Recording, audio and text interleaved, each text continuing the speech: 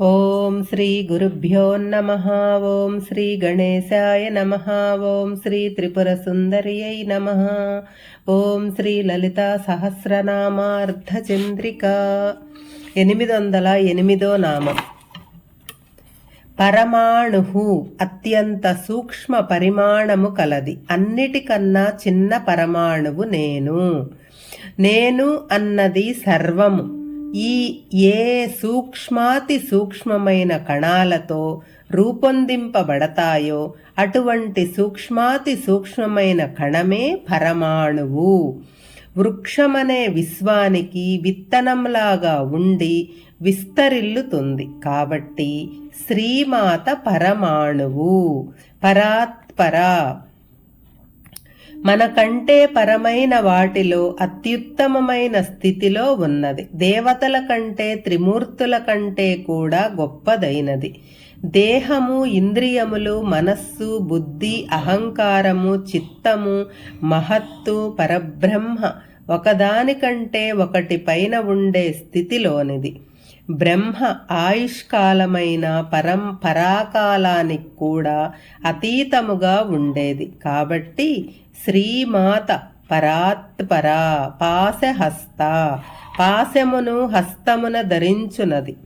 తన బిడ్డలయందు ఉన్న అనురాగం వలననే పరాత్పర మార్గంలో లేని వారిని పై స్థితులలోనికి లాగటం కోసం ఈ పాశం ఉపయోగిస్తుంది. భక్తుల పాశమును తన చేత నిలుపుకుంటుంది. తన చేతులలోని పాశంతో ఇతరుల భవపాశాన్ని ఛేదిస్తుంది.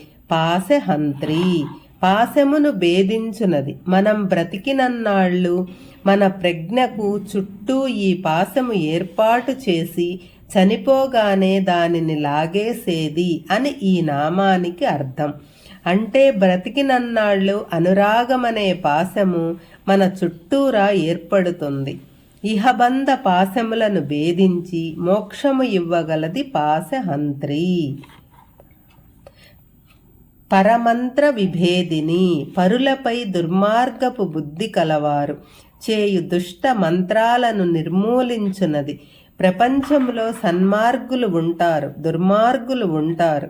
దుర్మార్గుల చేత వారి మార్గానికి అడ్డు వస్తున్నామని సన్మార్గులపై క్షుద్ర మంత్రోపాసనలు చేసి, అభిచారములు కొన్ని ప్రయోగాలు చేసి మంచివారిని ఇబ్బంది పెడుతూ ఉంటారు. ఆ దుష్ట మంత్రాలు, ఈ ప్రయోగాలు నిర్మూలించి తన భక్తులను రక్షించి శ్రీమాత నావారు పరాయివారు అనే అన్య దృష్టితో నిత్యం జపం చేసేవారికి, ఆ పరమంత్రాన్ని ఛేదించిన వారికి సమత్వమైన దృష్టి ఉండునట్లు చేస్తుంది. అందరినీ అన్నింటినీ సమదృష్టితో చూడగలగటం నేర్పుతుంది. ఈ సమదర్శిత్వము ఉంటేనే జ్ఞానం పరిపక్వ స్థితికి వచ్చినట్లు చెప్పుకోవచ్చు. మనం జాగ్రత్త పడవచ్చు గాని భయపడటం ఉండకూడదు. చేతబడులు, అభిచార ప్రయోగాలు ఇవన్నీ అసూయతో చేస్తున్నారని మనం తెలుసుకుని ఉదాసీనంగా ఉండాలి. శ్రీమాతను ఉపాసన చేసేవాళ్లకు ఇలాంటివి ఏమీ చేయవు. మూర్త, రూపమును కలిగి ఉన్నది. పంచభూతాత్మకమైన పరమాత్మ స్వరూపమే శ్రీమాతది.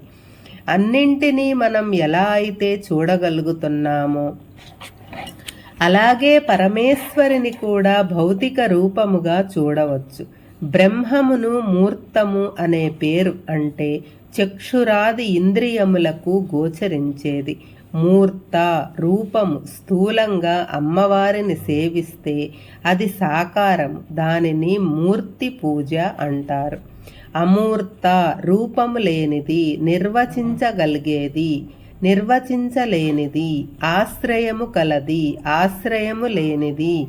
జ్ఞానము, అజ్ఞానము ఇలాంటి జంట లక్షణములను చెప్పే తత్వమే పరబ్రహ్మతత్వము. నామరూపాత్మక ప్రపంచమంతా మూర్తివంతమైనది.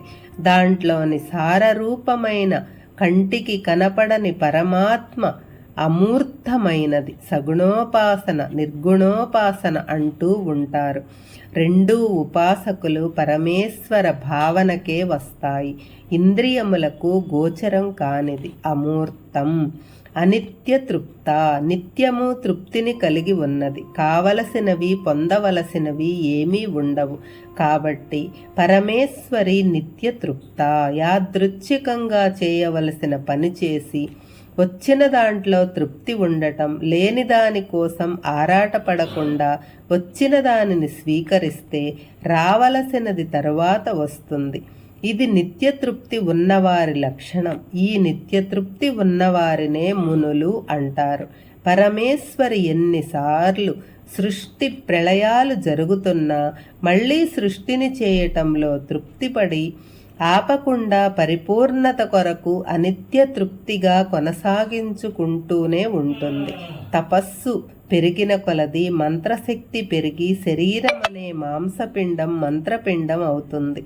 దానినే ఆనందమయీ స్థితి, తృప్తి కలుగుతుంది. అట్టివారు తపస్సు చే నిత్య తృప్తి చే మునులు అనబడుతున్నారు. పరదేవతా భావనచే వారు నిత్య తృప్తులు అగుచున్నారు. ముని మానస హంసిక, మునుల యొక్క మనస్సు యందు హరించు ఆడహంస నియమ నిష్టలతో ఏమీ ఆర్భాటాలు ఆడంబరాలు లేకుండా మౌనంగా ధ్యానాదులతో శ్రీమాతను ఉపాసించే వారిని మునులు అంటారు. ఈ మునుల మనస్సు నిలకడగా ఉండే సరస్సులాగా ఉంటాయి. అటువంటి మునుల మానస సరోవరంలో ఉచ్ఛ్వాస నిశ్వాసాల రూపంలో ఉండే ఆడహంసలాగా విహరిస్తూ ఉండే శ్రీమాతను మునిమానస హంసిక అంటారు. శ్రీమాత్రే నమః.